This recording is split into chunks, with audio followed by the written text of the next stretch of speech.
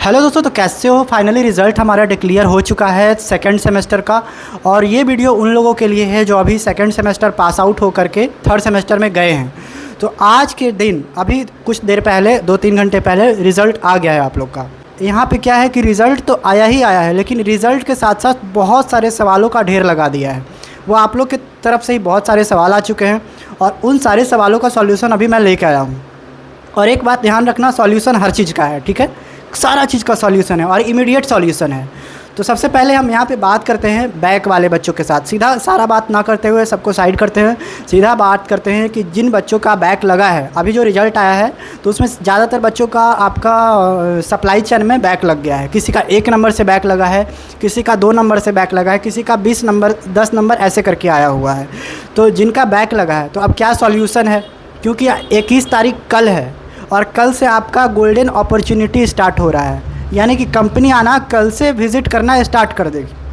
बहुत सारी कंपनी में भी कल से ना करे, परसों से करे, उसके बाद से करे, लेकिन आपका कल से एक तरह से आपका गोल्डन अपॉर्चुनिटी स्टार्ट हो गया है। और मैं इसीलिए बोल रहा हूँ कि आप जो भी कंपनी का फॉर्म फिल करते हो मेल आने के बाद, तो उस मेल में एक बात नोटिस करे होगे, जो फॉर्म आप फिल कर रहे हो तो उस फॉर्म में उसमें लिखा हुआ रहता है एक्टिव बैकलॉग येस और नो। अगर कोई भी बैकलॉग है तो आपको उसमें येस है या नो है। अगर मान लिया आपका बैक लगा है और आपने नो लिख दिया, अगर मान लिया उस कंपनी में सिलेक्शन हो जाता है, अगर उसके बाद डॉक्यूमेंट वेरीफाई वगैरह होता है तो आप तो फंस जाओगे। मे भी ब्लैकलिस्ट भी कर सकती है कंपनी, ऐसा भी हो सकता है। तो दोस्तों इसका सॉल्यूशन है। अब आप लोग टेंशन में हो रहे होगे कि यार अब मैं बैक आ गया, अब मैं कैसे फॉर्म डालूंगा, अब मैं कैसे प्लेसमेंट में बैठूंगा। आप अपना होप हार रहे होगे कहीं ना कहीं। तो आप टेंशन मत लो, इसका सॉल्यूशन है मेरे पास, ठीक है, और एकदम बहुत अच्छा वाला सॉल्यूशन है। तो आप बिल्कुल अपना होप मत हारो और मोटिवेशन को कभी डाउन मत करो, ठीक है। होप कभी मत हारो और मोटिवेशन कभी डाउन मत होने दो। तो इसका भी सॉल्यूशन है मेरे पास, अभी मैं बताऊंगा। फर्स्ट सेमेस्टर में भी बहुत बच्चों के साथ ऐसा हुआ था कि स्टैटिक्स एक ऐसा सब्जेक्ट था जिसमें ज़्यादातर लोग बैक आ गए थे, या कोई भी सब्जेक्ट होगा मान लिया उसमें अगर बैक आ गया और इसमें भी बैक आ गया, या जिसका उसमें बैक नहीं आया इसमें बैक आ गया, तो कहीं ना कहीं जो बैक होता है ना वो आपको प्लेसमेंट में दिक्कत करेगी ही करेगी, ठीक है। देखो सॉल्यूशन का बात करते हैं कि सीधा इसका सॉल्यूशन क्या है। सॉल्यूशन हमारा है जैसे कि बैक 2 तरह से लगा है। जिनका अब पहले बैक था और अभी बैक नहीं है, मतलब जिनका फर्स्ट सेमेस्टर में बैक था और इस सेमेस्टर में बैक नहीं है, तो उनका भी आपका CGPA शो नहीं करेगा। उनका यही शो कर रहा होगा एक्टिव बैकलॉग ऐसा करके शो कर रहा होगा और SGPA शो कर रहा होगा, ठीक है। CGPA नहीं शो कर रहा होगा, उसमें भी आपको प्लेसमेंट में दिक्कत हो सकता है कहीं ना कहीं। अब आप बात करते हैं कि जिनका फर्स्ट सेमेस्टर में बैक नहीं था, सारा सही था और इसमें बैक लग गया है, या तो सप्लाई में लगा हो या तो फिर कॉर्पोरेट फाइनेंस में बैक लगा हो, कहीं ना कहीं अगर बैक लगा है तो उसका सॉल्यूशन ये है, अगर कोई भी कंपनी आती है प्लेसमेंट के लिए तो आप उसका फॉर्म फिल करो, ठीक है। अगर यहाँ पे उस केस में फिल करो और उसमें एक्टिव बैकलॉग जो होता है ना उसमें नो करो, ठीक है। आपका बैकलॉग है फिर भी आप उसमें नो करो।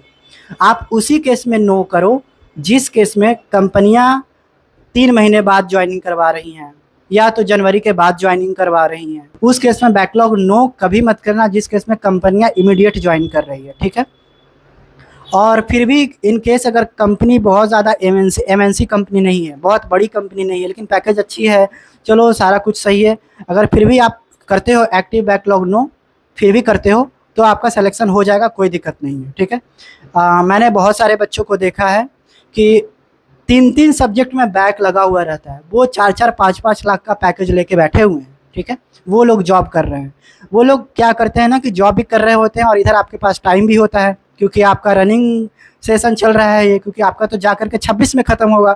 तो 2026 में आपका जब फाइनल होगा ना रिज़ल्ट, तो उस फाइनल रिज़ल्ट से पहले अपना सारा बैकलॉग क्लियर कर लेना, ये एक उपाय है। तो आप लोग कभी होप मत हारो, जिनका बैक है वो भी फॉर्म भरो, जिनका बैक नहीं है वो तो भरोगे ही भरोगे।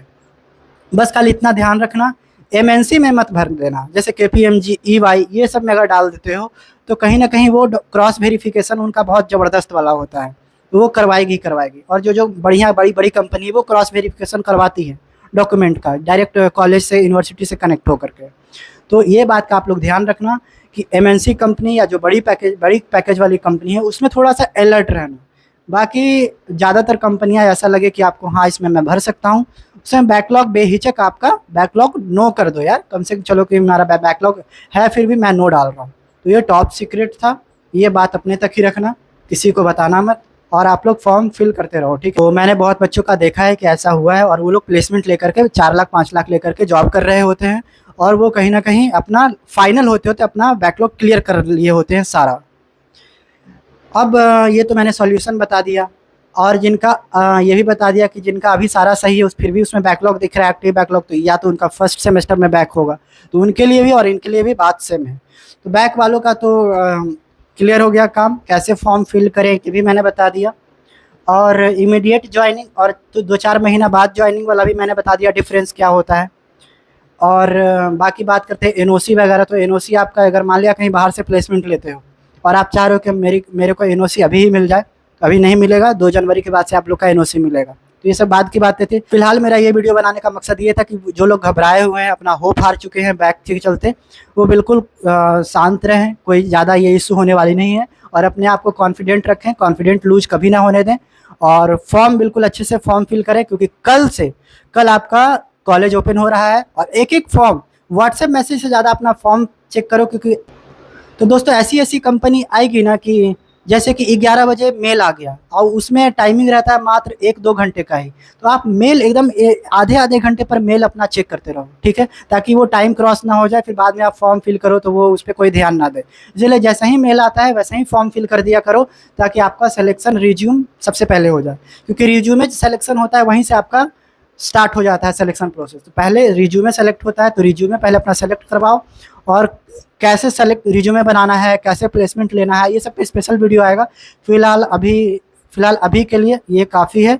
अगर व्हाट्सएप ग्रुप में ऐड नहीं हो तो व्हाट्सएप ग्रुप में ऐड हो जाना, जो पुराने बच्चे अभी तक जो रह गए हैं, क्योंकि 1 साल से ग्रुप बना हुआ है व्हाट्सएप का और काफ़ी उनको हेल्प होती है, तो आप उस ग्रुप में ऐड हो जाना अगर ऐड नहीं हो तो, ठीक है। और इंस्टा पे भी मेरे को फॉलो कर लेना, वहाँ पे भी मैं कुछ कुछ अपडेट डालते रहता हूँ।